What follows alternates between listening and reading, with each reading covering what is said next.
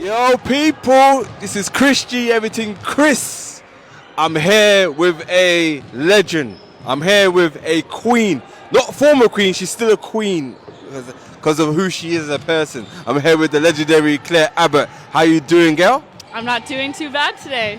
All right. I know you're out for a bit because you had a bit of an injury, concussion. How are you recovering from that injury so far?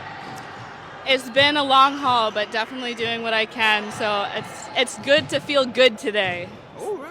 Yes. So you've had a bit of ups and downs, feeling dizzy and stuff, but you're feeling more. Yeah.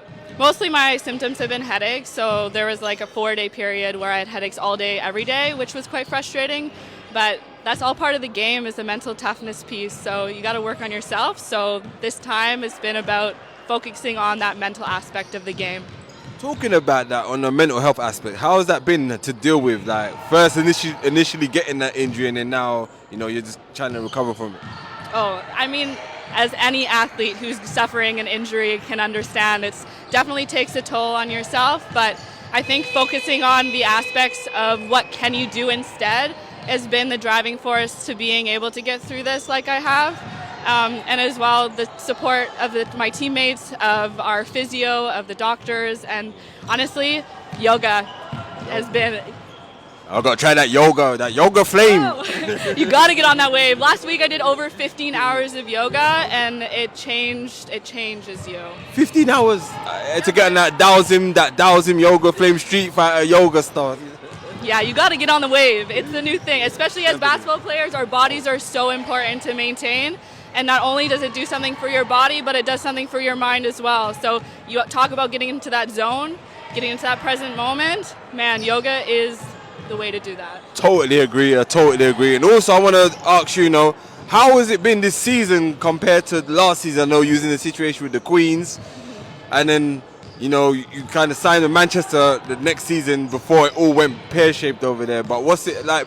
What's the difference you've seen with the Queens and Manchester? I think the biggest difference is the unity that we formed with the girls that we have. I always say this, it's about creating a really solid foundation of trust and respect. And we've done that with this group. And not only do the girls all buy into that, but we all have each other's backs. And I think that's the biggest difference from last season to now. Because I know last season you had a lot of established players, and I know this season you got a lot of players developing. Yeah. How's that been as well to deal with? On not on a mental basis, but just as a team? Well, I think it's about putting yourself outside of a leadership role and saying, okay, we need to raise the lowest, like the weakest link. So you're focusing on how to bring that up, and as well as get our really good players continuing to strive for that 1%. So, I mean, to me, it's always a challenge that I'm willing to accept, because for me, it's not about just me, it's about my team and how we can make our team better. Yeah, definitely. And definitely. And what's your your opinions and your views on the future of Manchester Mystics? I can see big things happening going forward. What's your views on that?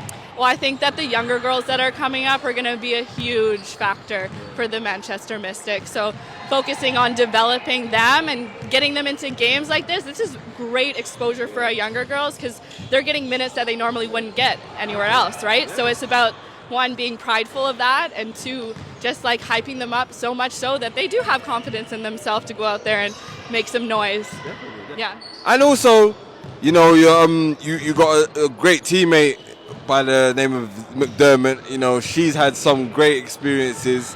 How have you two gelled and connected? Because I know you're a great player yourself. Mm-hmm. Yeah, well, I mean, when I was being able to play, me and Leah were in the gym together shooting, and just getting that competitive drive, and just having another person that has the same mindset as me, it's a blessing. So I've really enjoyed playing with Leah, because she brings such depth and wisdom, and I love being around people like that. So, yeah. Sky's the limit for Manchester Mystics. Claire, thank you for coming on. Wish you all the best for your recovery, and also wish you all the best going forward in the season. Thank you so much. Always a pleasure. Always. Everything Chris, we're out. Peace. Everything Chris.